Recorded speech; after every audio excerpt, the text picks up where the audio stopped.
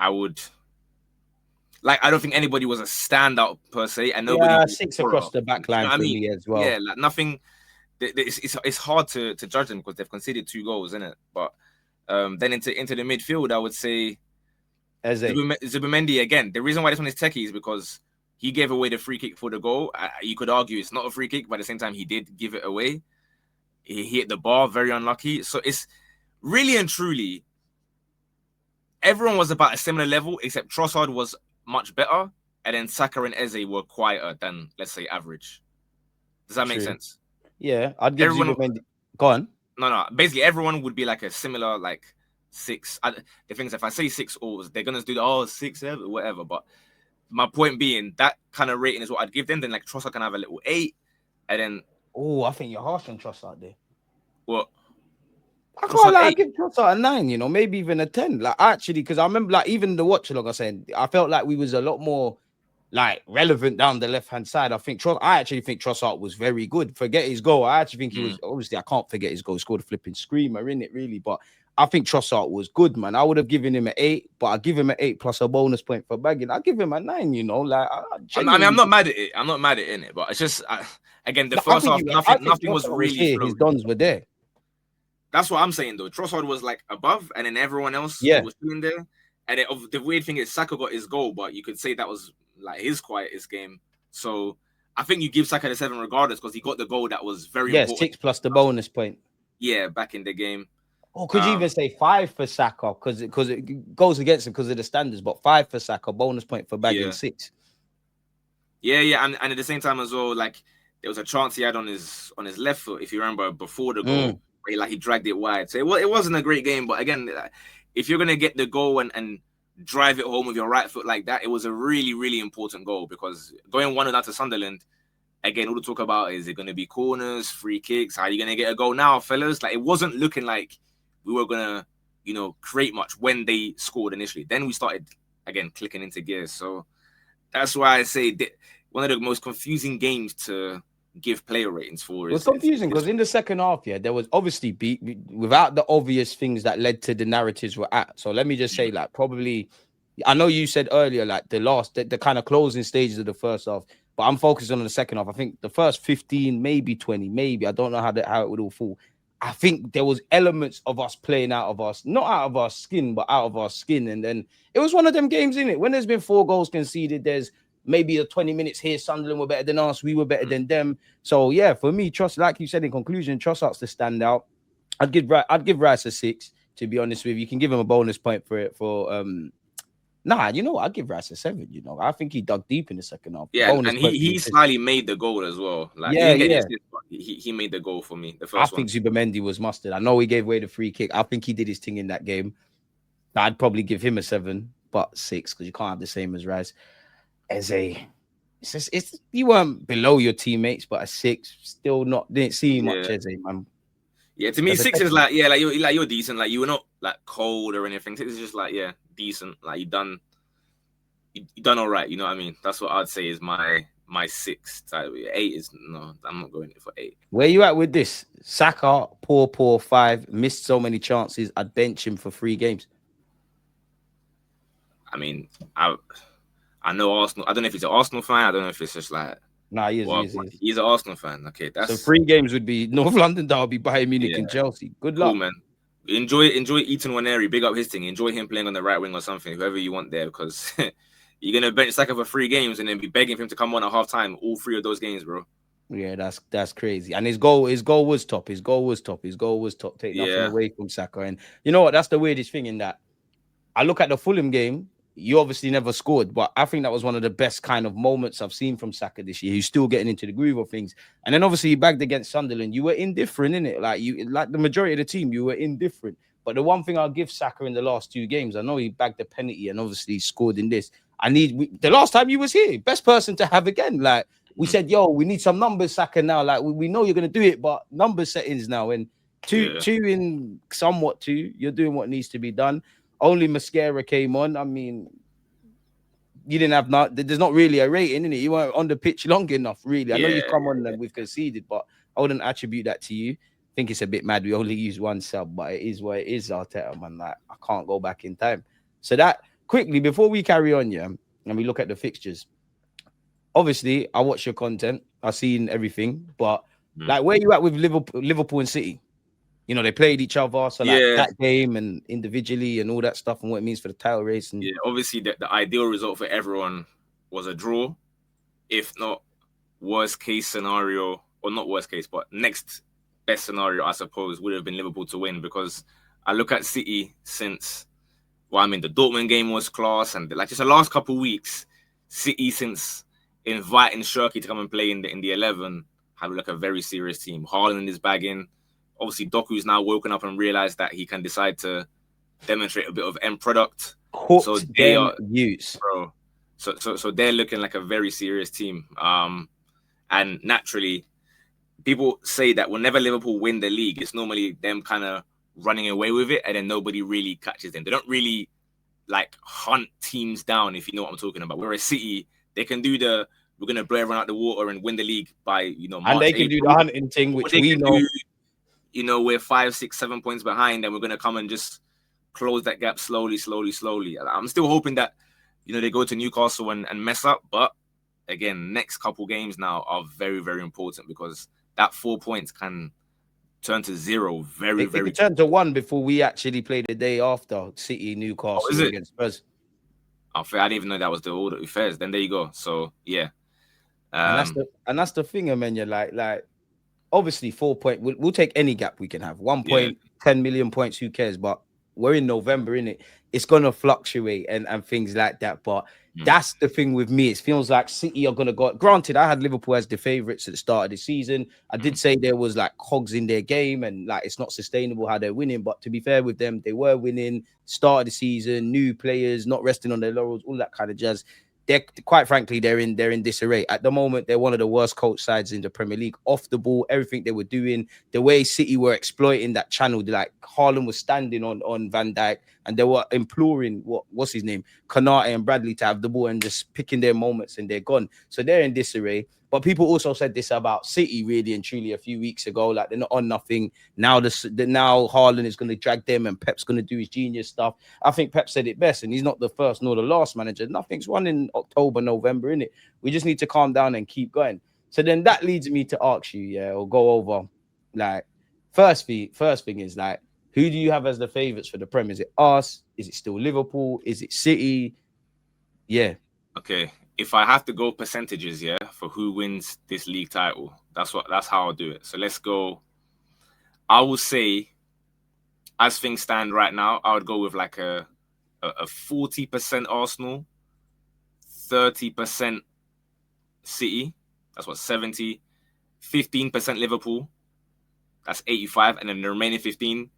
Who knows? You just never know what happens in football. Yeah, might be like Chelsea. Sunderland might pull up. You never know. So that's roughly what I'd go with. Obviously, the City one is like very, very reliant on Erling Haaland playing 30, 35 games. If he misses like 10 or 8 games, something like that, I'd feel a lot more confident. But the problem is this guy looks like he's just the most durable robot of all time now. Like, he's just not getting... Normally, like every season he'll have like a little month or 2 out, right? Because to be fair, we always know August, September, that guy breaks records every year. No matter how City do, he will go and bag like 15 goals in like October, and then you hope that it kind of peters out and plateaus, if you will. So yeah, City is definitely the biggest concern right now. I must say, I did go from planning my parade outfit. I'm putting that one on hold for now, but 6 points against Spurs and Chelsea, I'll be pre-ordering. We'll get into that, and I make it right. I don't feel there's a favorite, if I'm completely honest. It might sound like a cop-out, but as I just said there, a lot of people had Liverpool as the favorites, blah, blah, blah. Obviously, we've been presented new information. People kind of writ off City and had them third in this 3-horse race. Some might even have them as the favorites, or just say, like, they're hunting Arsenal down. Arsenal might slip. People have said Arsenal are not on nothing. Handbrake up, Arteta this, their players that. Then we're inevitable. No one can stop us. Now people asking questions. I genuinely think, I couldn't tell you a specific date. I don't know if it will run to the last game of the season and all that kind of stuff.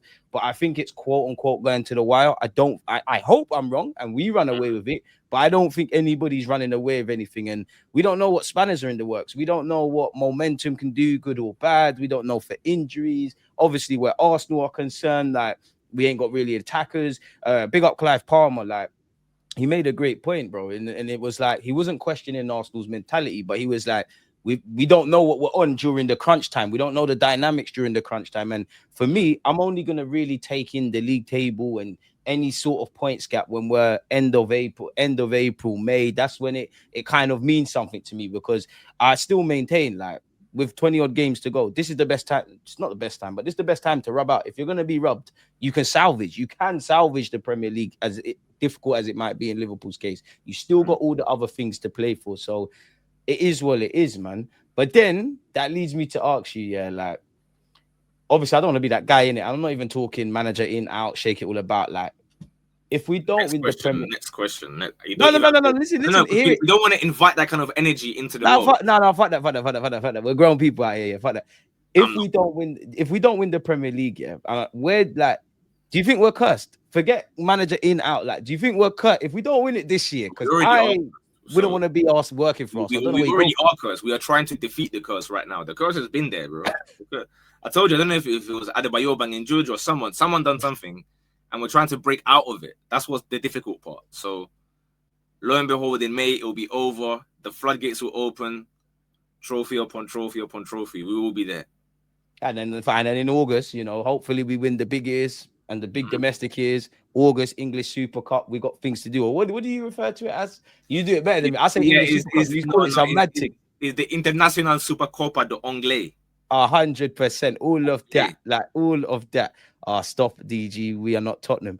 What do you mean? Like, what? I'm not allowed to think. Listen, I'm not being funny here, but the last 3 years, there's been highs, there's been lows, there's been moments, and we've not got it. I think somebody's cursed us. Do you know, out of the 3 years, granted, the first year, Jesus is in his first year. Nobody expected it. We're sat in there thinking, well, you know what? Maybe it could be not a Leicester thing, but it might be a little Leicester thing for us. The second year, I was like, it was disappointing because I still didn't think we'd win it, but like it just like we took it to the last game of the season, innit? Last year, I don't know about anyone else. I checked out very early from any fighting for Premier Leagues because we didn't do what we needed to do. This year, it does feel different, and I just think we've got a bloody good fight. I think we've got as much of a chance as anyone in it. So it is what it is. I genuinely think, as I've said to Emmanuel before, I can't tell you if Arsenal are going to win the Prem, the Champs, the FA Cup, or the League Cup. I hope we win them all. I hope we win two of them at the very minimum. I hope we win the majors and all of those things. I can't tell you which one, but I can tell you, honestly, in my heart, I think May 2026, our name is etched on some silverware. Like, I genuinely believe that. I think my team has shown me when they're good, they can be very great. We can maneuver at this moment in time when we're not really fully clicking into gear. When things are going wrong, I know it didn't happen against Sunderland, but we get things done. And even Sunderland, you could say things went wrong. And even when we feel like we've lost, we've left with something in it. So that leads me to this one then, man. Like, the fixture calendar list, man. Everyone that's been on the platform, like, it's time now. Why is it not? What's going on here? Oh, there we go. More matches. Okay. I hope everyone in the chat can see. Caring about you lot. Don't forget to subscribe to Emmanuel's platform. I mean, my man's just crossed over 50. The next target is 60, 70, 80, 90, and he's doing great things away from everything else. Proud of my lad, man. Proud of my lad. This is the man. Why has it gone to this? What's going on here? This is the man that got onto me, because some of you see me upload it every now and again for taking notes at the game. I'll never let that down, man. I couldn't just let me do my thing. Like, no, it was funny. I grabbed that one when I went to the Porto game, bro. It's funny, man. I've never seen that before. A man is sitting there writing notes and he's rubbing his chin like that, thinking, bro, just watch the game, man. Oh, man. That was it. We met 21 Savage, but like, bro, what's the first thoughts that come to mind before I ask you for fixtures? You could see, obviously, I'll say it if you're just listening. North London derby, obviously, against Spurs at home. Then we've got Bayern. Then we go away to Chelsea. Then we've got Brentford. Then we've got Villa away and also Club Brugge. Then we've got Wolves. Then we've got Everton. And we've got a quarter final against Crystal Palace. Before, obviously, we've got Brighton and Villa at home. And that's the end of the year. So initially, kind of focusing on like November to December. Like, initially, what's your thoughts when you see this?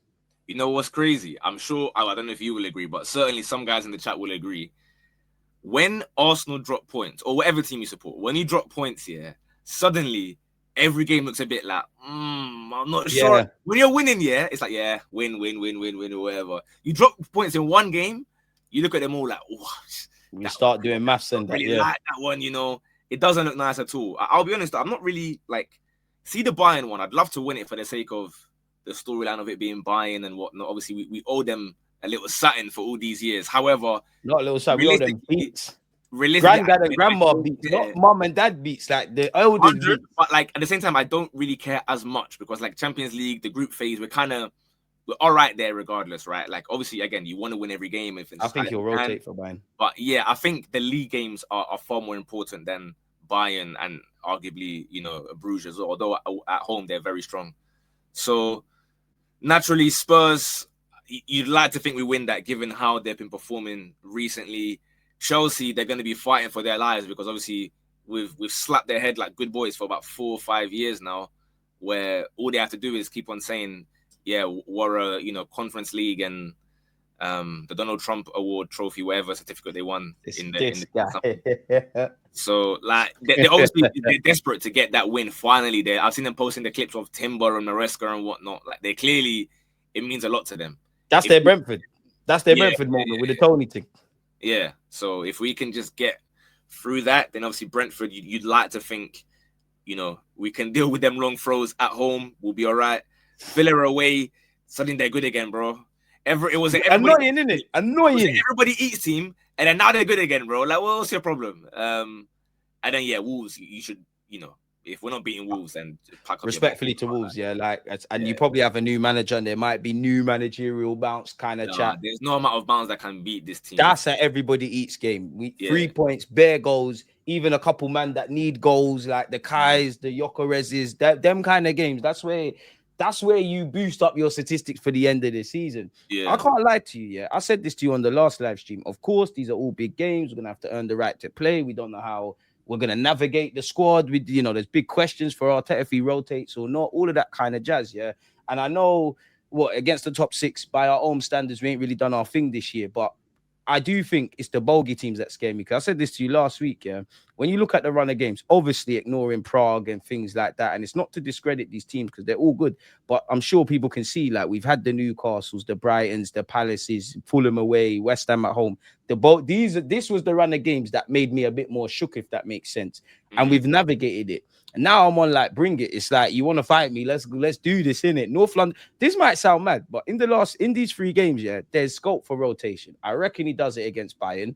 Obviously, we dropped points against Sunderland, and we touched on City could make ground. But of the 3 teams, I can't lie. Spurs is the one that you could probably not heavily rotate, but you could probably rotate and still do a thing. I've seen worse teams slap them. That's the first game as well. Don't boy. That's why I said it's madness. So I'm not on it. No. If like the plan is, looking at this right now, Bayern, again, you go with like a strong team, obviously, because again, you want to win. And it just, for me right now, after what they've done to PSG, I'd put them as best in Europe right now, personally. The way that they I don't want that pressure. They're the best team in Europe, by the ears, they cooked. I'm hoping, if I'm not mistaken, that same, match day or whatever, Chelsea are facing Barca, innit? I think. Or maybe it's the week after, I'm not sure. You're not wrong. I think they got Barca. So I'm hoping, and Chelsea and Tottenham, they both need the Champions League points as well, whereas we are kind of secure, per se. So I'm hoping Chelsea go all out against Barca. It's a big glamour tie.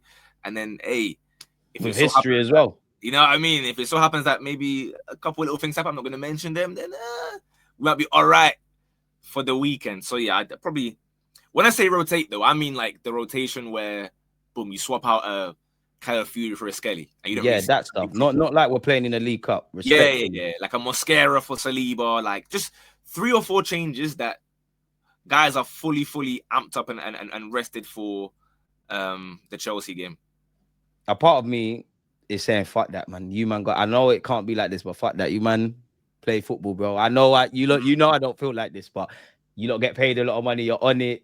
There's people going to work, paying bills, bro. You, man, do your thing. But obviously, there's going to be rotation. The only thing, and I agree that the cute and clever rotation against Bayern, it just suddenly dawned on me, as you said, Bayern, best team in Europe at the moment. So can we really afford to rotate? And then obviously, God forbid, that game there goes left. We should be beating Club Brugge.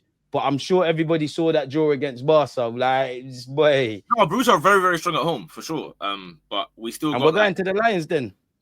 Yeah. But again, I think we got enough to salvage something against Bayern. But again, to be honest, I don't know how seriously Bayern will take, because they might go all out again, because in their league, I mean, they can just do whatever. They've wrapped it, innit? Yeah, they won the league already, so they might take it extremely seriously and say, you know what, let's go for blood here. Let's make a statement to the whole of Europe that, like, the PSG thing weren't a fluke. Big up Arsenal defending, but you know, we're not the ones. So maybe they might go crazy. I don't know. Again, if we had the luxury, we'd love to play.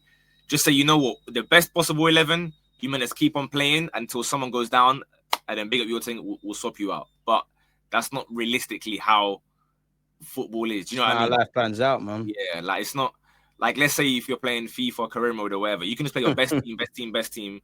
As soon as someone gets injured, okay, now you sub out. So you do it like after it's happened. So I'm just hoping that, yeah, we get some players back for Bayern, definitely, right? That should be doable. And then let's see how it goes. If we can get through, like I said, Spurs and Chelsea with 6 points, then we're moving to them, man. Fuck them, man. 4 to 6 points is loading. And again, who am I? I'm just an Arsenal. 4 is not acceptable. I don't like 4. 4 doesn't make Sunderland calm. 6 would be like, okay, you know what? No. We need 6, but 4 is a thing where I could say, all right, like, I can sleep good. Right. I want 6. I demand 6. Sleep good. I wouldn't sleep good, because City are going to keep winning their games. Bro, they're going to go away Newcastle and get 3 again. Man, we're doing them. You heard it here first. We're beating Man City at the Etihad. You lot don't see this is part of the movie. You thought everyone watches movies, yeah? It don't always go well like that. It starts a bit shaky, then it looks lit, then there's a bit of shenanigans going on. Trust me, we're winning at the Etihad. We ain't done that since Francis Coquelin and Santi, but we've got them. And you know what? You can't go back in time, yeah. But I would be even more bullish if we beat City at the Emirates. If we took 4 points off Liverpool and City, I'd be looking at it a bit more. Well, every game you got to earn the right to win. For me personally, North London derby, I don't think any Arsenal fan needs to waste time on that. Anytime you don't win that, it's heartbreaking. We need to win that. They don't have a good record at the Emirates. Long may that continue. There's a golfing class between the two sides, clearly. Like, even if, you know, like both of us, we don't do the name brand thing, but you put their 11 out, you put ours out. Come on, man. We should be putting the belt to us. Chelsea, beyond the obvious, I've not been happy with the last 2 trips to Stamford Bridge in the Premier League, so I need to see better. Villa, you touched on it. They're finding their form. You know, Emre and the connotations with Arsenal. It is one of those games. If I'm honest with you, and, you know, banter aside, rivalry aside, agenda aside, you know, every game is difficult, all that kind of stuff, yeah? But there was 2 games that, whether the games before, the games I haven't mentioned, they go left or right, yeah? There's probably two games that have my, if I could say I don't think I'm nervous, but if I was nervous or I was a bit apprehensive, I'd say Brentford at home. I don't know why, but I'd say Brentford at home and I'd say Everton away. I know it's not the Goodison Park, but they're the games I'm like, ooh, that's the only ones I'm kind of shook of, if I'm honest, bro. Oh, to be fair, I don't see the 2, but so is that below? Okay, now I see. All right, I didn't see that one because the message was there. Yeah, it's my bad. 1 and 2. Well, good news is, if you were not aware, Skilliman and Ndiaye, he's going AFCON. So that's one massive part of the squad gone. He's in my FPL. He's going to have to come out, but... Yeah, so he'll be gone. So don't worry about that one. Again, it's still like they're very strong at home and that, but that's a big factor for them. So should be less apprehensive. Have I helped you a little bit there? Do you feel a little bit more calm? Helped me a little bit, but the whole David Moyes versus Arteta, I don't know. It's always a bit shaky when we play Moyes. I can't like that. No, of course. But that's a big component of what has made them so good this year so far. So for me, I didn't see the Everton thing, so I was counting it up until Wolves. Out of those 15, I will be satisfied with a 13, and the 1 comes at Villa. That's what I'll say. You know what? I can be happy with that. If I get that, I'll be satisfied. Like, then I'll feel like, okay, the league, big up everyone. You done your thing, but if we come out with that points kind of tally that you said into the new year, I don't even want to we'll do January on another stream, but lad. Yeah. And even that's nasty by the Premier League. Bro, when does it get nice? Like, it doesn't get nice, but like Villa twice in a month. And then look at January. This is what I mean. The whole vibe changes when you get 1 draw, bro. You start looking at every game like, you know what? That's a tricky game, bro. Bournemouth away. 2 weeks ago, we're saying, right, every game, boom, clean sheet, win, clean sheet, win. This is nasty as well. Don't get it twisted. This is kind of nasty as well. Bournemouth away, Liverpool at home, Forest away.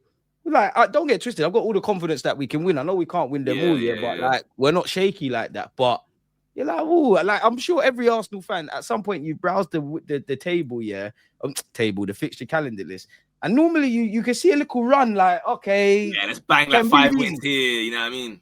That's not here. Like, it's not in all what we've looked at. It's not really in February. Like, it's not really there in March and May. Even May. This is what I mean. It's part of May's kind of no. I don't even like it. There's no month that I like here. You know, VAR. There's no way I can allow you to do that. It's nasty. Hold on, though. 9th May. That's my birthday as well. Is that the second last game? Yeah, or third last game. Third last game. Wait. Playing on your birthdays. We know who we're blaming if it goes left. You know. I'm thinking the opposite. I'm thinking, is that the day that we wrap it up? Yeah. Bang your judge, bro. Bang your judge, bro. Like, I didn't even know it was a day. Fairs. But this is what I mean. It's part of the movie. Like, this is why we might do it. Look at the movie. You got Bournemouth at home, like away. You got Newcastle and the Eddie Howe stuff. We've had times where the Fulham games have gone shaky. City at the Etihad, we're winning that. Are we playing on my birthday? Oh, thank the Lord. We're not playing on my dad's birthday, to be fair. But we're not playing on my birthday. Palace away. Eze, bittersweet. He scored and that, and we've won the title. We don't want to celebrate. Yeah, you know when City won the league? Yeah. And he's like Nasri and Cisse and everyone from QPR just like, bro, come and celebrate with us, man. Palace, we welcome you with open arms, man. We welcome you with open arms, Bring man. Your FA Cup even as well if you want, bro. No problem. Literally, big up our little bros, man. If you got any Ezes and Elises and all those things, let us know. You had a question, yeah. I've heard someone. I've done someone dirty. Smash the like button and subscribe to Amenya. You had a question. I've done someone dirty, man. They had a question for you. I think it was Sadiq. My bad. I'll find it, man. I'll find it. I ain't gonna do you like that. He asked something about January. Amenya. Sadiq, if you're there, yeah. Oh, there it is. Don't worry. Amenya, what position would you strengthen in January if you had an £80 million budget? 80 million at my disposal. I go and I collect. See, this is the issue, yeah. Because he said 80 million. That's a lot of money. Views on the rate. If it was like a little 20, 30 M's, I would have said go get like a solid 8. All right, to just bolster the midfield a little bit. But 80 mil, you might as well go get me a left winger, bro. I can't lie, man. Oh, you saved yourself. Just when I lose hope in you, like, yes. Nah, you might as well get me a left winger, bro. No, well, I mean, the what left winger, I don't know per se, because again, I don't know how much like a Leão would cost. I don't know how much any left winger would cost at the moment. We can actually look. Like, obviously, I know. I mean, he did get the he got the David Ornstein cosign. I don't know if he's credible or whatever, but if I give him the benefit of the doubt and Semenyo's asked to leave Bournemouth in January, which considering you signed a new deal, I don't really believe. Does your 8 million go here? People sign deals to make sure that they're as a respecting. Like, I'm going to sign a deal, but you're going to let me cut for 50, 60, whatever. Apparently, there's a release clause there as well. But why would you want to pay that if you could negotiate? I don't know. If I have that money available, again, I repeat, I don't know where Bert is getting the peas from because we already spent quite a lot. One of the wallets. Bro, Satin got sold. I don't know who or what got sold, but fair play. I don't know if we even have that 80 million, but yeah, I do think depending on what's happening in January as well with injuries and whatnot, I think a left winger, someone that is quick, that is direct, just add that fresh impetus again where for the final 4 months, everyone's on their toes. Nobody's spot is safe. It lifts us. It's a new dynamic to add to the team. The fans are excited again. Because, like, especially this season and last season as well, where the expectation is to win every game. The stadium's a little bit too flat for my liking. I keep on saying it because you go in, you expect to win. And if you haven't scored in 20 minutes, you start huffing and puffing at every pass. A new signing just elevates the vibes and the mood a lot. So yeah, I'd say a left winger if I had the choice. But would you put the 80 million down on Semenyo? Apparently he's got a 75 million release clause, so you'd have 5 million to put in your bank. I'll take the 5 mil, mate. No problem. That would do me more than fine. What about Mr. Rodrigo? Because there are some rumors that he's available for 90 million. And again, I don't know for credibility. Don't save him. He don't want to be saved. Leave the brother there, man. I can't lie. I rated him, bro. But for me, I got cooked for this actually on SDS. I was speaking about Sesko as a mentality per se, and Rodrigo's thing. He's giving me the same kind of vibes, bro. Where it's like, brother, can I really get behind you when they've made it clear to you they don't rate your thing? You're not going to be playing, and you're just going to cry about Real Madrid. Yeah, and you're just there posting on your Instagram that you're in the gym all the time, bro. We don't care. Like, they don't rate you, and you're still begging it. Like, just leave, bro. Go to somewhere where they're going to rate you. Instead, he's staying there, just being a beg. So, unfortunately, doesn't want to leave the toxic relationship. He doesn't think he could do better. Yeah, humiliation so kink. You know what I mean? I need to have a bit of mental fortitude to you. You know what I mean? We're in a title race here. I don't want someone that's going to be there thinking about, life back in Madrid the whole time, man. Allow it, bro. Oh my God, I miss her. Get over it, man. She's getting doggy by next, man. Rodrigo, come to our team. I see Vinicius training at the Emirates. I hear rumors that Vinicius wants to leave. You know where I'm going with this. See that one? He is an interesting one because obviously when he failed the Ballon d'Or thing, he definitely kind of threw his toes at the pram. He played a lot worse for the next year. But when Vinny feels like it, that's a demon there, bro. That is like. But do you think it's an ego problem? Because some people sit there and say, "Oh my God, he's got an ego. Arteta, not gonna he's gonna be a headache for Arteta." All that kind of jazz. I leave that one for Arteta to decide. To be fair, I know that if they have that conversation, he will decide pretty early. Magalhaes will tell him, "Relax, man." Yeah, he'll tell you, yo, behave. Like when you come, like just behave in it. Give him a little pep talk beforehand, like, yo, when you speak to him, just try to like a little respect. Granted, we're not Real Madrid, but behave yourself, bro. They're saying, I don't know what you think this is. It's not that. I mean, if he used to leave Madrid, there's not a lot of like, huge options. City, PSG, right? Saudi, this kind of stuff. Yeah, aside from Saudi, in terms of like wanting to be at like a serious, European club, PSG have got Fixture, they've got Barcola on the left. You can argue Dembele can play on the left as well. City, they could go City, but obviously right here, right now, Doku has started to show signs of I guess like a Vinny type Liverpool based on the fact that they've been spending bread. The thing is, Liverpool could do with him, but their problem is they've got someone who was one of the best performers last year, Gakpo, on the left, Wirtz, who likes to play on the left.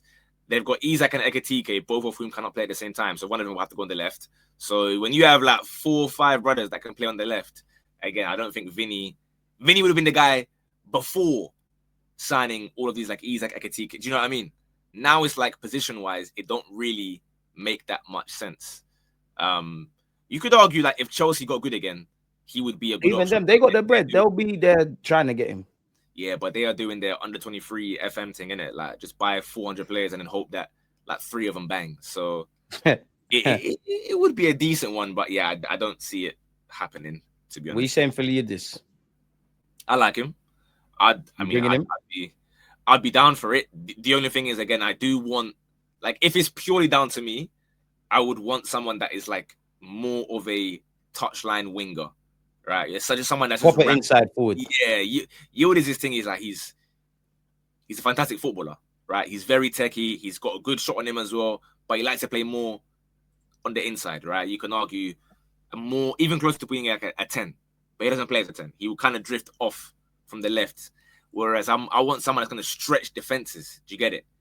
Yildiz is more like occupy the pockets. He's not going to run in behind, right backs or right center backs. So as good as he is, and hey, I'm not going to say I don't want him. I'll definitely take him. But if you're asking me for one of them, and that's true to be fair, that another valid point is I rate it when players are begging it to come to the club because they're going to give you that extra temp. You know what I mean?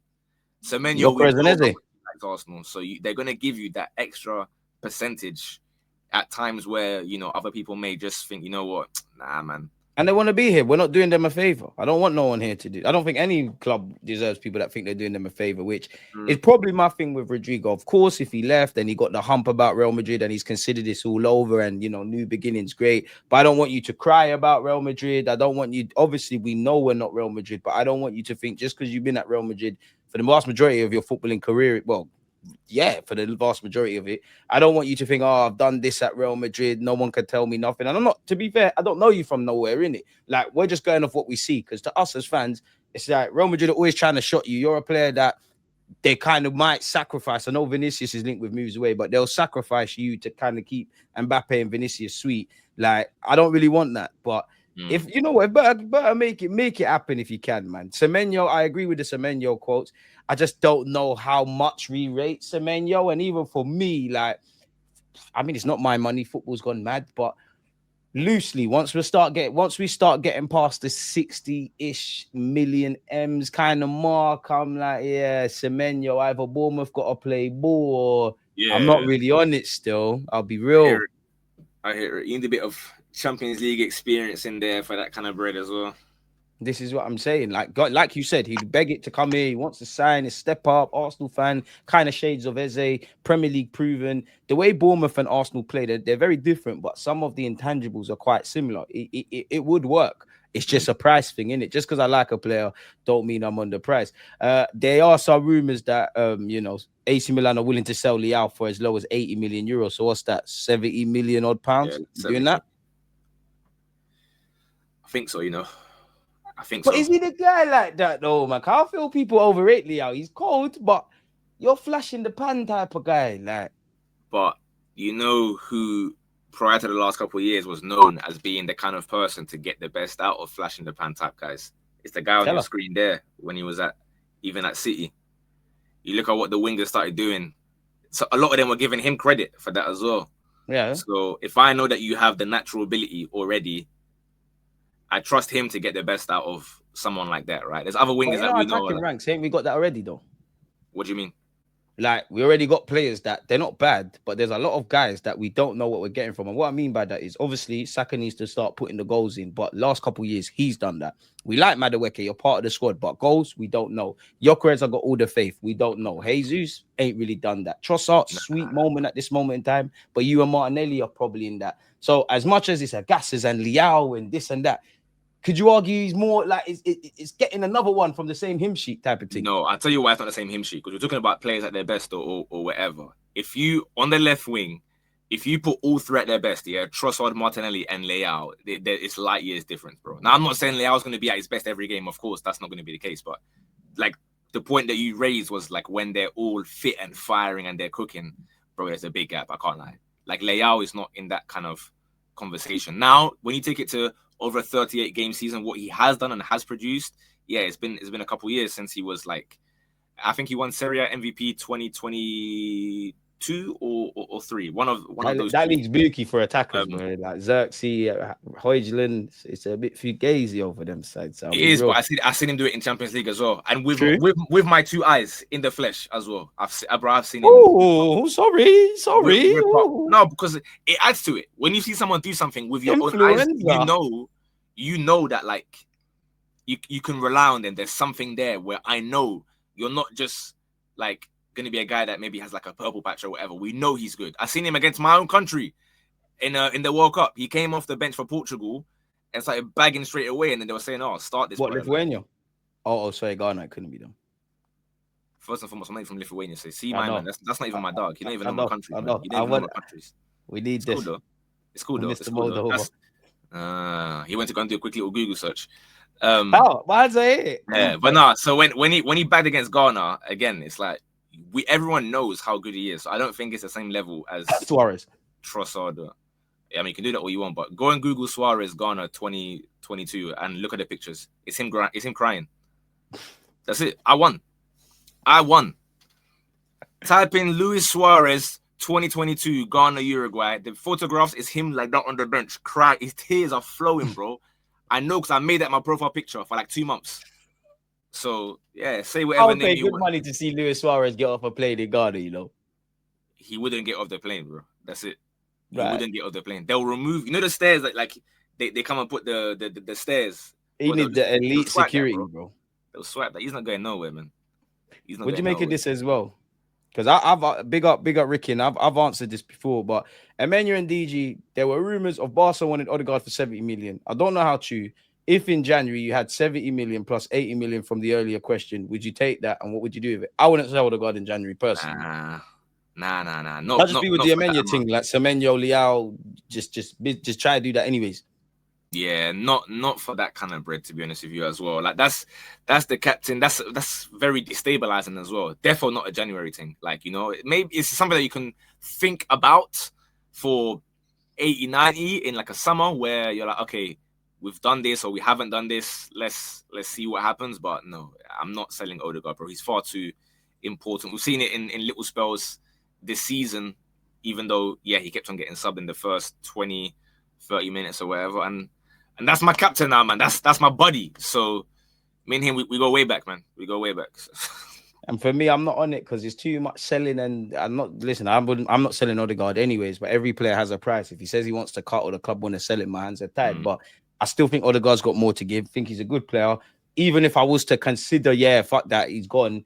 I don't really want to do the whole selling man in January. So I feel it's all fun and games saying Martinelli's gone, Trossard's gone. If you get an offer for this one and that one, it's too much. Jesus, it's too much turnover, man. What do you think of this? Should we be selling Saka? P, you're on to Saka, innit? Bro, should we be I don't even want to read the rest of the question, man. No, but let's hear it out. For me, I know I'm not selling Saka under any circumstances unless you get some crazy money. But should we be selling Saka and buying a new superstar for his position? Have you seen his GA since his hamstring injuries? He might not be the same Saka as before the injuries. What is wrong there? Saka will be back, man. He's God's favorite, man. Little chilly to the world and back. He's not getting sold. Ask him a dumb